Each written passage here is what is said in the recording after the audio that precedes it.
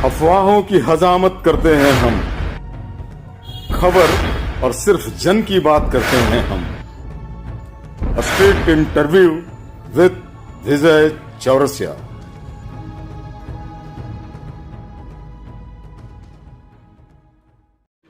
नमस्कार। आज बात करते हैं स्ट्रीट इंटरव्यू विद विजय चौरसिया में सूबे के प्रथम मुख्यमंत्री आदरणीय बाबूलाल जी से। आज मैं कोदय बाग में हूँ जन की बात की पूरी टीम के साथ, और आज सुबह सुबह का मौका है, सर कहीं निकलने वाले हैं और मौके पे हमारी टीम आ गई है, तो हम कुछ बातों पे चर्चा करते हैं सर से। सर स्वागत है आपका जन की बात। चलिए, बहुत बहुत धन्यवाद। सर क्यों होते अब तो जानवी ये रिश्ता सर नेता और जनता के बीच का कैसा महसूस होता है सर आपको? देखिए, ये तो हमारा इलाका है जहाँ हम पैदा लिए हैं सर, और बचपन से इसको क्या बोलते हैं, मिट्टी में यहाँ खेल कूद करके बड़े हुए हैं। इस खुशबू को महसूस होता है तो स्वाभाविक है कि जब समय मिलता है और इधर आते हैं तो बहुत ही आनंद आता है सर। जितना इच्छा होती है उतना आ नहीं पाते हैं, क्योंकि समय के अभाव होता है और जगह भी जाना होता है जी। लेकिन फिर भी हम कोशिश करते हैं, जैसे ही थोड़ा सा समय मिलता है तो हम चले आते हैं। अभी सर देश के 2 राज्यों में प्रांतों में चुनाव हो रहा है, आपके कई पार्टी के एमएलए चुनाव प्रचार में गए हैं, आप नहीं गए सर? नहीं, पार्टी तय करती है कि इनको कहाँ जाना है। बिल्कुल झारखंड को हम लोग खाली भी नहीं छोड़ सकते हैं ना। यहाँ भी बहुत सारी समस्या आप देखेंगे, बीच में कई समस्याएं पैदा हुई जी। आप बरही की घटना को ही आप ले सकते हैं, फिर उससे पहले सिमडेगा में घटना घटी है। तो इस प्रकार की घटनाओं का तांता लगा रहता है। अगर सबके सब लीडर अगर राज्य को खाली कर देंगे तो फिर उन सारी समस्याओं को कौन देखेंगे। तो जिन लोगों को वहाँ चुनाव में लगाना था, वैसे हम लोगों ने कई पार्टी के पदाधिकारी, कई विधायक, कई कार्यकर्ता एक 1.5 महीना पहले से लोग वहाँ जा कर के कैंप किए हुए लोग काम कर रहे हैं, और चुनाव समाप्त होने के बाद ही वो लोग वापस आ पाएंगे। तो इसलिए सबका जिम्मेवारी बांटा होता है। जब बरही की घटना से एक बात याद आई सर, आप गए, रुपेश के परिजनों से मिला, बहुत दर्दनाक घटना है ये, लेकिन सर बरही की घटना को लेकर के आप लोग का स्टैंड थोड़ा सा क्लियर नहीं समझ में आ रहा है सर। आपने मॉब लिंचिंग के, सरकार के जो कानून लाया मॉब लिंचिंग, इसके खिलाफ आप लोग राज्यपाल के पास गए, और जब आप जाते हैं रुपेश के परिजनों से मिलने तो आप मॉब लिंचिंग के केस की पैरवी करते हैं। नहीं, पहली बात तो मॉब लिंचिंग की हम लोगों ने विरोध नहीं किया, लेकिन मॉब लिंचिंग में जिस प्रकार की और धारा या बाकी सारी चीज़ों को जोड़ा था, तो उसकी हम लोग विरोध कर रहे हैं। अच्छा। अब जैसे मैं 1-2 बात ही बताता हूँ। एक बातें तो ये है कि उन्होंने लिखा है कि भाई 2 से अधिक लोग जी अगर कहीं भी कोई घटना को अंजाम देते हैं तो उसको मॉब माना जाएगा। लोगों ने कहा कि भाई ये गलत है जी। ऐसी आईपीसी में भी यह व्यवस्था है 5 से अधिक की। आपने देखा होगा जब 144 भी लगता है जी जी, तो उस समय चारों तरफ अनाउंस किया जाता है कि 5 से अधिक लोग इकट्ठे नहीं होंगे। जी जी। तो बिल्कुल स्पष्ट है, बोले कि भाई उसका भी आप स्पिरिट को आप समाप्त कर रहे हो, ये उचित नहीं है। जी जी।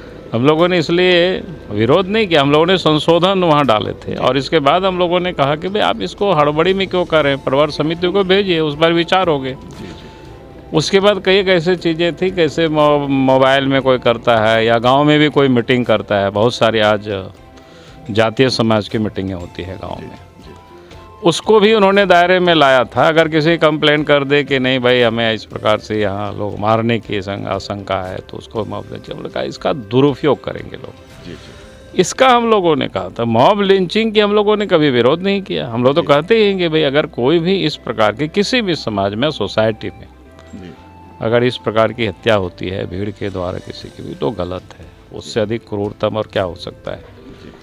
लेकिन उसमें से उन्होंने कई का जो प्रावधान वो गलत थे, उस प्रावधान को हम लोगों ने कहा। जैसे गांव में आप देखें, खास करके ट्राइबल है, बहुत सारे जो झगड़े होते हैं आपस में ही वो निपटाते हैं।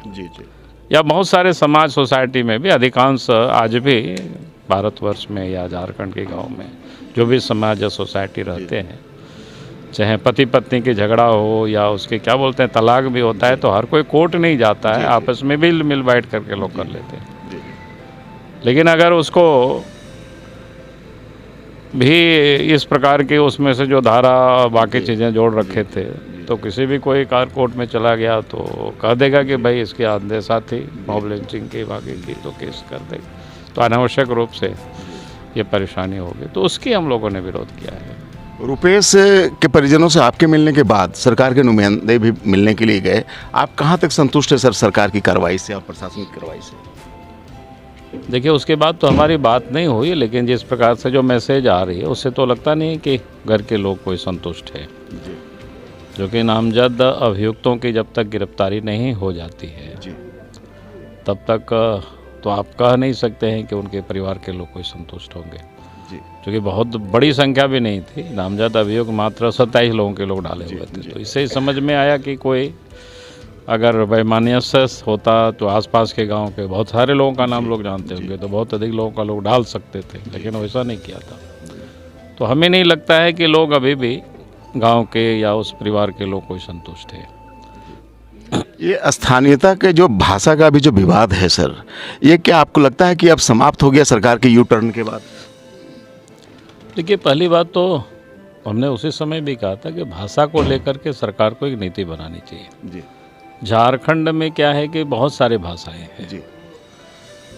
आप अलग अलग रीजन में चले जाइए तो अलग अलग प्रकार के लोग बोलने वाले आपको मिलेंगे, बड़ी तादाद में मिलेंगे।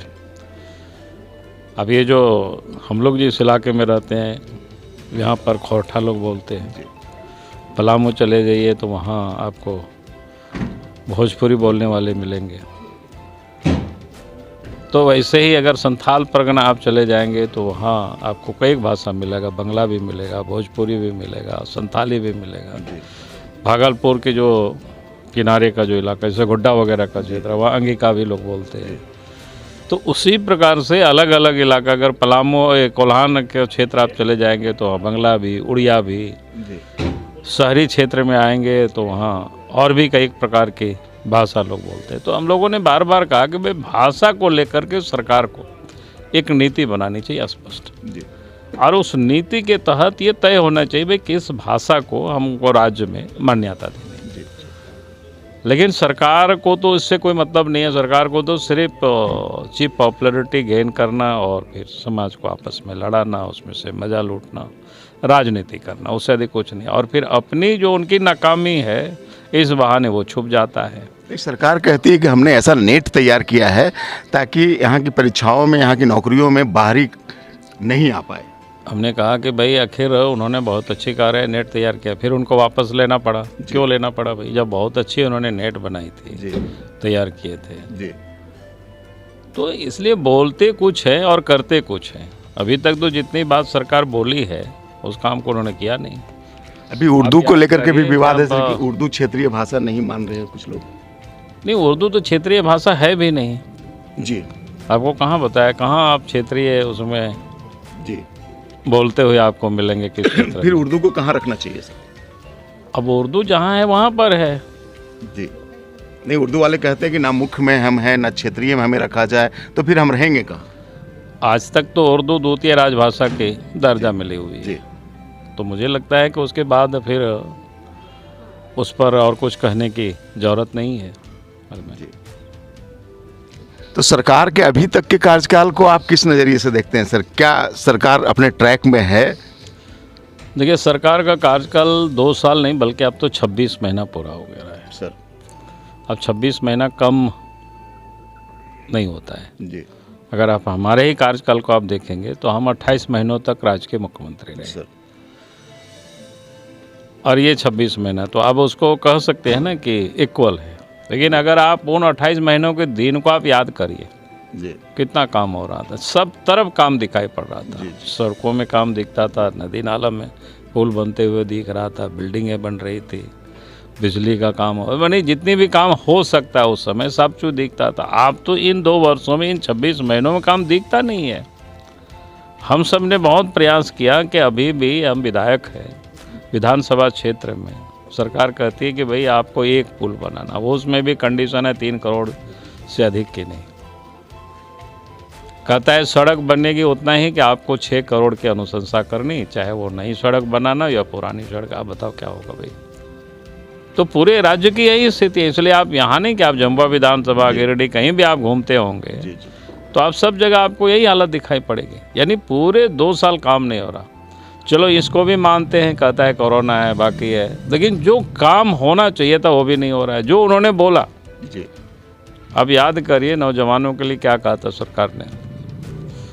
जब पहली बजट पेश किया था हेमंत सोरेन की सरकार ने, तो उन्हें कहा था कि 5 लाख नौजवानों को रोजगार, और रोजगार नहीं तो फिर भत्ता देंगे जी 5,000 और 7,000, उसका बजट भाषण में है उल्लेख।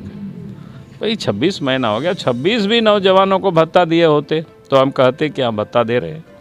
उन्होंने जो कहा उसका अनुपालन करें। अब उसकी बात छोड़ दीजिए, जो सबसे गरीब है, क्या कहते हैं, विधवा है, जी विकलांग है और वृद्ध है, 4-5 महीनों से लोगों को पेंशन नहीं मिल रहा है। अभी हम संथाल परगने के दौरे में गए थे। संथाल परगने की 4 जिला हम घूम करके आ रहे हैं, सभी जगह के यही शिकायत है, यहाँ भी वही शिकायत है। यानी पूरे राज्य में भाई आप जो सबसे ज़रूरतमंद लोग हैं, जी ये तो सबसे ज़रूरतमंद लोग हैं ना, इसलिए जो वृद्ध है, कमाने वाला कोई नहीं है, उनके परिवार में असहाय रहते हैं, कोई सहयोग करने वाला नहीं, उसके भी पेंशन नहीं दे रही है। अब उसके बाद गरीबों को जो राशन मिलता है, राशन में भी बड़ा गड़बड़ है। भारत सरकार ने, देश के प्रधानमंत्री नरेंद्र मोदी जी ने कोरोना काल में पिछले साल से इस मार्च तक एक तो अतिरिक्त 5 किलो अनाज देने की बात की और दे रही है, भेज रही है, लेकिन यहाँ उसका ठीक प्रकार से वितरण नहीं हो रहा है। जी पिछले सितंबर तो पूरे राज्य में अनाज पता ही नहीं चला लाभुकों को कि कौन सा अनाज हमें मिला। जी यानी पूरी तरह से जिसको कह सकते हैं, जो 5 केजी अतिरिक्त शायद दिया और जो उनको 5 केजी राज्य सरकार की ओर से जो देना था 1 रुपया किलो, वो अनाज भी इन्होंने नहीं बांटा। यानी कुल मिलाकर के गोलमाल कर दिया। अभी 2 दिन पहले हमसे लोग यहाँ आए थे, कई एक डीलर ही लोग मिले थे। जी जी माने एक डीलर का 14, 15, 20, 25, 30 ऐसे कुंटल अनाज को इन्होंने कटौती कर दिया। जी और कटौती नहीं किया, वो कहता है कि भाई आप 300-500 रुपया आप दीजिएगा पर कुंटल के हिसाब से, तो फिर आपका आवंटन आ जाएगा। अब बेचारा वो लोग कहाँ से करेगा? जी जी 2 ही रास्ता है ना, या तो राशन की ब्लैक मार्केटिंग करेगा, बाजार में बेच देगा खुले, जी जी तभी तो उतना पैसा दे सकता है। यानी लाभुकों को नहीं मिलेगा। तो मैं इसलिए इस बात का उल्लेख किया कि पेंशन का, राशन का, ये सबसे ज़रूरतमंद लोग हैं। जी अरे आप कोयला लूट रहे हो, समझ में आता है, बालू लूट रहे हो, पत्थर लूट रहे हो, लोहा लूट रहे हो, तो कम से कम गरीबों का अनाज तो घर तक पहुंचा देते। ईमानदारी लगाया से। कि मुख्यमंत्री ने अपने नाम से पट्टा लिया है। आरोप क्या लगाए भाई, वो तो ऑन रिकॉर्ड है। नहीं, कांग्रेस के लोग बोलते हैं कि उसका कोई है नहीं दस्तावेज ऐसा जो आप बोल रहे हैं। कौन कांग्रेस वाला बोल रहा है? हम रांची कल रहेंगे, जिसको भी आप लोगों को भी दिखा देंगे। कल मैंने इरफान साहब से पूछा तो उन्होंने कहा अरे कि उनको ऐसा पता नहीं होगा तो उनको आप बोल देते मेरे पास, उनको भेज देना। आपको या अभी हम विधानसभा 25 तारीख से खुलेगी, तो हम दस्तावेज लेकर के जाएंगे, सबको बांट देंगे। जी उसमें क्या बात है? जी तो ऑन रिकॉर्ड है, उसमें कोई हम गलत थोड़े बोलेंगे भाई। जी कम से कम बाबूलाल मरांडी ऐसी बात नहीं करते हैं जी जी जिसका कोई तथ्य नहीं हो, कोई सबूत नहीं हो। जी जी हम तथ्यों के आधार पर हम बात करते, सबूतों के आधार पर हम बात करते। जब तक मेरे हाथ में कोई कागज नहीं आता है तब तक मैं कोई बात नहीं करता हूँ। इसको आप किस रूप में देखते हैं? एक राजनीतिक हरास के रूप में देखते हैं? एक व्यक्तिवाद से अलग अगर हम बात करें कि एक सीएम कोई पट्टा ले खनन का। देखिए, पहली बात तो ये जो शिबू सोरेन परिवार है ना, ये परिवार और पैसे के लिए राजनीति करता है, और पैसे के लिए किसी भी हद तक जा सकता है। उसका एक क्या बोलते हैं, सबसे उन्हें शब्द का प्रयोग करना भी ठीक नहीं लगता है, उस स्तर की ये गड़बड़ी है। भाई एक मुख्यमंत्री अपने नाम से और खनन पट्टा लेना, ये सरासर भ्रष्टाचार निरोधक के परिधि में आता है। लोक प्रतिनिधित्व जो अधिनियम है उसके परिधि में आता है। तो इसके अगेंस्ट में आप लोगों ने कुछ और कदम उठाए? अभी हम लोग लिख करके हम लोगों ने गवर्नर को जा करके मिला है, उनसे हम लोगों ने कहा है कि कार्रवाई करिए। जी कायदे से तो उनकी सदस्यता समाप्त हो जाएगी। जी क्योंकि इन्होंने अपराध किया है। भाई आप पद का दुरुपयोग कर रहे हैं, मुख्यमंत्री रहते अगर अपने नाम से, अपने परिवार के लोगों के नाम से अगर सब कुछ आवंटित करते हैं। आपको याद होगा अटल बिहारी वाजपेयी जी देश के प्रधानमंत्री हुआ करते थे, उस समय कई पेट्रोल पंप आवंटित हुआ था जी। और आवंटित होता है तो उसकी एक प्रक्रिया होती है, एक प्रोसेस होता है, उसमें से हुआ। जी जी। अब पूरा देश भर में कैंसिल हुआ था कि नहीं हुआ था, आपको ध्यान में होगा। जी जी। कई नेताओं और के सुप्रीम नाम कोर्ट ने कर दिया था। थे। कई नेताओं के नाम थे। नहीं, नेताओं का नहीं था, उनके परिवार से। मान लीजिए मेरे भाई के नाम से है तो भाई तो स्वतंत्र है ना भाई, वो भी तो अपने परिवार के लिए भरण पोषण के लिए तो कोई जीविकोपार्जन करेंगे। जी जी जी। लेकिन आपको उम्मीद है कि लोग इसमें सुप्रीम कोर्ट चले गए और उसके बाद सुप्रीम कोर्ट ने रद्द कर दिया। तो मैं ये कह रहा हूँ, ये तो अपने नाम से कर रहे हैं भाई। तो इसमें आप लोग का अगला कदम है कोर्ट जाने का? अभी हम लोगों ने तय, अभी तो गवर्नर की फैसला को आने देते हैं, गवर्नर क्या करते हैं। जी। हम लोगों ने पूरी दस्तावेज के साथ, कानून की किताबों के साथ उनको हम लोगों ने दिया है, तथ्यों के साथ कि भाई ये गलत किया है, इस पर आप कार्रवाई करें। उन्होंने आश्वस्त किया है कि हम सारे कानूनी राय लेंगे उस पर। जी जी। अब कुछ देर तो उनका हमको इंतज़ार करनी पड़ेगी ना उनके निर्णय के। एक सवाल और सर, उर्दू क्षेत्रीय भाषा में शामिल हो गई, आपकी सरकार जब आगे आती है तो क्या आप इसे हटाएंगे? अब जब सरकार आएगी उस समय विचार करेंगे। पहली बात तो हमने बार बार कहा कि भाषा को लेकर के एक नीति बनेगी जी। और फिर उस नीति के तहत ही कौन सी भाषा को किस जगह पर रखना है उस समय सरकार तय करेगी। आपने 85 का कटआउट तैयार किया था आपकी सरकार ने, 1932 के खतियान की जो मांग अभी हो रही है, इसके संबंध में आप क्या कहते हैं? देखिए, पहली बात तो मैं ये कहूँगा कि अभी मांग नहीं हो रही है, हेमंत सोरेन ने खुद कहा है जी। आपको याद होगा जब अर्जुन मुंडा के साथ वो सरकार चला रहे थे तो अर्जुन मुंडा 28 महीनों तक राज्य के मुख्यमंत्री रहे और इसके बाद उसी आधार पर उन्होंने उससे समर्थन विड्रॉ किया था। उस समय उन्होंने कहा था कि भाई अर्जुन मुंडा की सरकार 1932 के खतियान को लागू नहीं कर रही है, तो हम समर्थन विड्रॉ करते हैं। समर्थन विड्रॉ किया और 2014 तक सत्ता में रहे, लेकिन उन्होंने कुछ किया नहीं। फिर बाद में बीजेपी की सरकार बनी, रघुवर दास जी के नेतृत्व में उन्होंने 85 किया और वो सरकार 5 साल गई। और इसके बाद पिछले जब 19 में चुनाव हो रहा था उस समय उन्होंने कहा था कि हमें अगर अवसर मिलेगा तो हम 1931 की खतियान को लागू करेंगे। तो आप जब जनता के बीच वादा करेंगे और सत्ता में आएंगे तो जनता आपसे सवाल करेगी, आपसे पूछेगी, आपने कहा था, आप इसको पूरा करिए जी। तो ये हेमंत सोरेन का काम है, उन्होंने जो वादा किया वो अपना देखे, पूरा करे। या तो उनसे मांग रहे हैं 32 का खतियान लागू होता है तो आपका समर्थन रहता है उसमें? नहीं, पहली बात तो हमसे जब पूछेगा और हमारी जब आएगी समय तो उस समय देखेंगे हमें क्या करना है। आज तो उनको करना है ना, उन्होंने बोला है। हम लोग तो कुछ नहीं कर रहे, हम लोग तो विरोध भी नहीं कर रहे, हम लोग कुछ नहीं बोल रहे। एक स्टैंड होगा ना सर पार्टी का? हमारा स्टैंड जब वो पूछेंगे तब स्टैंड बताएंगे। बाकी हम कहें को सड़क में हम क्यों स्टैंड हम बोलते चले अभी। चलिए, ये बाबूलाल सर थे। और मैं एक अंतिम सवाल सर, क्या राजनीति का ह्रास होता हुआ आपको दिखता है? एक गृह मंत्री कहते हैं कि इंटरमीडिएट 12वीं पास करो, इंटरमीडिएट में एडमिशन लो, लैपटॉप देंगे। नहीं, पहली बात तो कोई हरास इसमें से नहीं है जी। आज भी अगर आप देखेंगे एजुकेशन ये कोरोना काल में क्या कहते हैं ऑनलाइन हुआ जी। हम लोग भी बहुत सारी मीटिंग वर्चुअल किए। आज भी अगर हम देश के या झारखंड के गांव में हम देखते हैं या देश के गांव में तो बहुत से गरीब हैं जो कंप्यूटर नहीं खरीद पाते हैं। सर मेरा सवाल दूसरा है, वही तो 12वीं के बाद इंटर में कैसे एडमिशन लेगा कोई? नहीं, वो मैं समझता हूँ कि कभी कभी जब नहीं स्लिप ऑफ होता है यार, भाई कोई भी इंसान होता है, हम लोगों के मुंह से भी होता है, ऐसा कोई थोड़ो है। मेरा दूसरा प्रश्न सर, आदरणीय प्रधानमंत्री कहते हैं कि गुजरात ब्लास्ट में साइकिल का प्रयोग किया गया था। ये सपा वाले ही चुनाव चिन्ह का प्रयोग क्यों करते हैं आतंकवादी? इसे राजनीतिक हरास में देखते हैं। चूँकि आपसे प्रश्न इसलिए है कि आप अन्य नेताओं में नहीं आते, आप एक गंभीर नेतृत्व करता है। पहली बात तो उन्होंने क्या बोला नहीं बोला हमने सुना भी नहीं, इसलिए उस पर तो मैं कुछ भी नहीं बोल क्लिप चल रहा है सर। अरे क्लिप चल रहा है, लेकिन उससे मतलब नहीं है। क्लिप तो अगर हमने यहाँ इतनी बातें बोले, आगे वाला और पीछे वाला आप हटा करके बीच वाला भी चलाएंगे तो क्लिप चल जाएगा। ऐसे बहुत सारे होता है कहानी है। इस सब में क्या बात करते हो यार, हम लोग रोज ये सब देखते रहते हैं, इसलिए उस क्लिप पर आप मत जाइए। आपको विश्वास नहीं कि प्रधानमंत्री ऐसा बोल सकते? नहीं, मैं बिल्कुल कह रहा हूँ ना, मैं कह रहा हूँ कि भाई क्लिप पर आप कह रहे, मैं इसलिए कह रहा हूँ उन्होंने क्या बोला नहीं बोला मैं उसके जानता नहीं हूँ, और मैं उनसे कोई बात भी नहीं किया उस विषय पर। अगर मैं देखा होता तो जरूर मैं एक बात करता कि उन्होंने उस पर क्या बोले हैं। लेकिन जो आपने बताया ना, तो आप क्लिप पर मैं बात भी नहीं कर सकता हूँ, इसलिए नहीं बात हूँ। क्लिप के बारे में जानता हूँ, ये सब खूब खेल होता है और आप लोग इसमें खूब खेल करते हैं।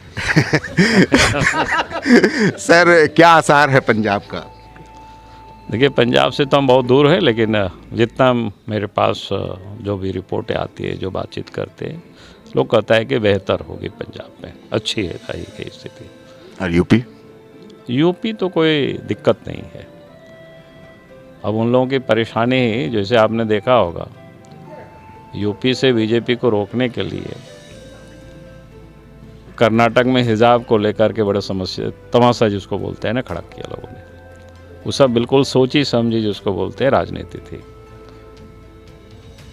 उसमें क्या होना चाहिए सर? नहीं होना क्या चाहिए, वो तो कोर्ट ने कह दिया, तो उसमें क्या बोलना है अपने को। इसलिए उस विषय पर नहीं, मैं ये कह रहा था यूपी को लेकर के तरह तरह के लोगों ने षड्यंत्र किया देश भर में कि यूपी को से कैसे बीजेपी को वहाँ से रोका जाए, उसके ही लोगों ने प्रयास किया, लेकिन सफल नहीं हो सके बेचारे। एक अंतिम सवाल सर, आपने अपना सुप्रीमो पद जेएमएम का छोड़ करके फिर भाजपा में आए, कहाँ तक संतुष्ट हैं सर?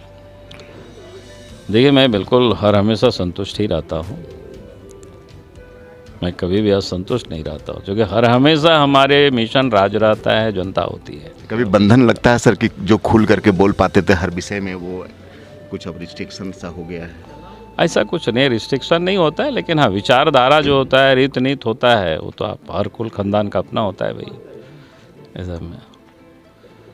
और स्वतंत्र तो कोई भी व्यक्ति नहीं होता है, बच्चे पैदा होते हैं वो भी स्वतंत्र नहीं होता है, वो भी कोई माँ बाप उसको चलना सिखाता है, आगे बढ़ाता है, इसलिए बंधन तो ज़िंदगी में रहता ही है। कांग्रेस का चिंतन शिविर चल रहा है सर आपके ज़िले में, क्या कहेंगे? बस कांग्रेस को सद्बुद्धि दे, 60 साल तक यूँ ही लोगों ने गंवाया, नहीं तो आज देश की ये स्थिति नहीं होती।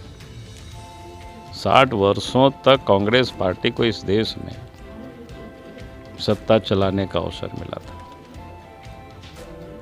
आपने देखा 60 वर्षों की हालत क्या थी, लेकिन आप देखें जैसे ही बीजेपी देश की सत्ता पर आई, पहले अटल बिहारी वाजपेयी, अभी नरेंद्र मोदी जी, 6 साल वो थे, 7-8 साल अभी हो रहे हैं। अब देखिए गांव तक सड़क पहुंच गई, घरों तक बिजली पहुंच गई, नल से अब जल पहुंच रहा है, अब पूरे गांव तक अब नेट पहुंच रहा है, और देश अपने पैरों पर खड़ा हो रहा है। जहां युद्धक जितने सामान होते थे हम बाहर से आयात करते थे, अब भारत अपने पैरों पर खड़ा हो रहा है, हम दुनिया को अब हम एक्सपोर्ट कर रहे हैं। कहने का अर्थ है कि जो दैनिक मूलभूत चीज़ें थी, अरे विकास के लिए सरकार को क्या काम करना है, सरकार को ही तो काम करना है, गांव तक सड़कें पहुंचा देना, बिजली पहुंचा देना। लोग कहते हैं तो स्नेह डेवलपमेंट होना ही रहता है, चाहे सरकार किसी का रहे। 60 साल आप लगा दिए, 60 साल में कहाँ के 7 साल अटल बिहारी वाजपेयी जी प्रधानमंत्री बने, उन्होंने तो क्या कहा कि भाई 1000 की आबादी के पहले गांव को हम पक्की सड़कों से जोड़ेंगे, और धनाधन जोड़ना शुरू हो गया। आपने 60 साल कौन सी किया था बताइए? हम तो 60 साल जानते हैं, अपने गांव आने में हमारे लिए क्या परेशानी होती थी, हम लोग को उम्मीदें नहीं थी कि शायद गांव तक सड़कें बन पाएगी, ये स्थिति थी। लेकिन आज तो सड़क छोड़ दीजिए, हम लोग उम्मीदें नहीं थी नदी नाला में शायद पुल पुलिया बनेगा। अरे बस सरकारें बदली और सरकारें बनी बीजेपी के नेतृत्व में। अब इस क्षेत्र में ही देखिए, पूरे झारखंड में नदी नाला में पुल पुलिया कितना बन गया। ऐसे बहुत सारे इलाके हैं सर जो अभी भी अधूरे। अरे हम कहाँ बोल रहे हैं, देखिए मेरा कहना है वो भी अधूरा है। अगर जैसे हम बताएं ना कि अभी तुरंत सरकारें बदले अब पूरे विधानसभा क्षेत्र में सरकार कहती है एक पुल बनाना, अब 2 साल में एक पुल बनना प्रारंभ हुआ है, वो भी कह रहे हैं 3 करोड़ से नीचे का, मैंने 3-4 करोड़ से एस्टिमेट, उससे अधिक नहीं है। बताओ क्या होगा भाई। लेकिन वही जब पिछली सरकार थी तो ऐसी नहीं थी कि भाई जहाँ जरूरत है वहाँ बने गए। हम भी राज्य के मुख्यमंत्री थे, हमने कहा था कि पंचायत मुख्यालय, उस समय एक टारगेट पॉइंट हमने तय किया, एक जिसको बोलते हैं ना गोल पॉइंट, तो पंचायत मुख्यालय को जाने वाले रास्ते में जितनी भी नदी नाला है पुल पुलिया बना देनी है। इसको कहते हैं कि मिशन स्पिरिट में आदमी काम करता है। गोल पॉइंट आपका तय है कि वहाँ तक हमको इतनी समय पूरा करनी है। और आज भी मैं कह रहा हूँ, अगर भगवान ने आने वाला समय दिया तो 2 साल से अधिक नहीं होगी कि सब गाँव को क्या बोलते हैं कीचड़ मुक्त हो जाएगी गांव। आज जो गांव में लोग रोज आते हैं, लोग कहते हैं साहब पीसीसी ये गांव में बड़ा कीचड़ होता है। क्या तमाशा है साहब, इतनी साल हो गया। 5 साल अगर अवसर फिर से मिला बीजेपी को तो मैं आपको कहता हूँ झारखंड के गांव को कीचड़ मुक्त कर देंगे। हमारी माँ बहनें साड़ी पहन करके सूट पहन करके आराम से घूमेगी, चप्पल में जूता में चल पाएगी। उसके लिए कोई बहुत थोड़े प्रॉब्लम है। मैं ये खाली उदाहरण बता रहा हूँ, ऐसे अनेक काम हो सकते हैं, लेकिन आज तो परेशानी है। आपके गृह क्षेत्र में सर अबरक का खदान कई जिंदगियों को ले लेता है, इस संबंध में क्या कहेंगे सर? देखिए, इसके लिए एक ही चीज़ है, चूँकि अब तो मायका नहीं के बराबर है, उसका स्क्रैप है जिसे चून करके लोग खाते हैं। अब मैं कहता हूँ कि लोगों के लिए वैकल्पिक आप रोजगार के अवसर को इन क्षेत्रों में सृजित करना, और वैकल्पिक रोजगार के अवसर सृजित करने का 2 ही 3 रास्ते हैं। एक तो जैसे मैंने कहा कि कम्युनिकेशन ठीक हो जाए, बिजली वगैरह सब ठीक हो जाए, और फिर सिंचाई की सुविधा हो, और उसके आधार पर हम उद्योग धंधे फिर छोटे छोटे इस क्षेत्र में भी लगाए जा सकते हैं। तो धीरे धीरे आपको इस और लोगों को प्रेरित करना पड़ेगा, लेकिन उसके पहले तो इंफ्रास्ट्रक्चर आपको ठीक करनी पड़ेगी। सरकार कह रही है कि इसको लीगल वे में हम ले जा रहे हैं। अच्छी बात है, हम तो स्वागत करते हैं, लेकिन कहना और करना बहुत अंतर है ना। हमने तो बार बार कहा है कि भाई इसमें कोई लीगल वे में यही है रास्ता, हम जानते हैं वो भी क्या है रास्ता। ऐसा तो नहीं कि हम नहीं जानते। हमने बार बार सरकार को कहा कि अगर आप इसको लीगल वे में करना है तो जहाँ जहाँ जो मायका का एरिया है उसको आइडेंटिफाई करिए और उसको फॉरेस्ट एरिया से बाहर करिए। उसकी एक प्रोसेस है। अब फॉरेस्ट एरिया से बाहर हो जाए, या तो लीज दे दीजिए या फिर सरकार अपने से खुदवाई करे, कुछ तो करे। नहीं, अभी मैंने देखा कि गिरिडीह के सदर विधायक और कई अधिकारियों को लेकर के तीसरी आए और मायका व्यवसायियों से बातचीत करी। देखिए, बातचीत करना, घोषणा करना ये अपनी जगह पर है, एक काम करे उस तब न काम करके दिखावे। तो हमने तो पहले भी कहा है कि अरे सोनू अगर काम करेंगे, काम करा लेंगे तो हमें खुशी होगी, सबसे अधिक खुशी हमको होगी, और हम जनता की ओर से हम उनको जाके माला पहना देंगे भाई। इसमें क्या दिक्कत? ट्रैक में है वो। अब मैं तो कह रहा हूँ कि जब विधानसभा में जो सरकार घोषणा करती है उस काम को तो पूरा नहीं करती है। सरकार जब कैबिनेट में निर्णय लेती है उस काम को तो करती नहीं है, तो फिर सोनू के घोषणा पर हम कैसे विश्वास कर सकते हैं? फिर भी मैं कहता हूँ हो सके हम उस किसी को अंडर एस्टिमेट नहीं करना चाहिए, क्योंकि विधायक है, वो भी मुख्यमंत्री के खास आदमी है और काम करते हैं, तो हमें खुशी होगी जब इस इलाके के लोगों के जीवन में अच्छा होगा, खुशहाली आएगी। तो खुशहाली होगी तो स्वाभाविक है हमें अंदर में भी खुशी होगी ना। जब लोग रोते हैं, जब लोगों की दर्द कराते हुए देखते हैं, कभी कभी बच्चे लोग मर उड़ जाते हैं, तो तकलीफ़ होती है ना। अगर उस तकलीफ़ से कोई भी मुक्ति करते हैं तो फिर उनको तो शाबाशी देना ही चाहिए, उसमें क्या है। चलिए, ये सूबे के प्रथम मुख्यमंत्री और अभी वर्तमान में विधायक और प्रतिपक्ष के नेता भी हैं बाबूलाल मरांडी साहब। आज इनसे खास बात जन की बात में हो रही थी, और अगली रविवार हम फिर और किसी अन्य शख्सियत से मिलेंगे। धन्यवाद सर।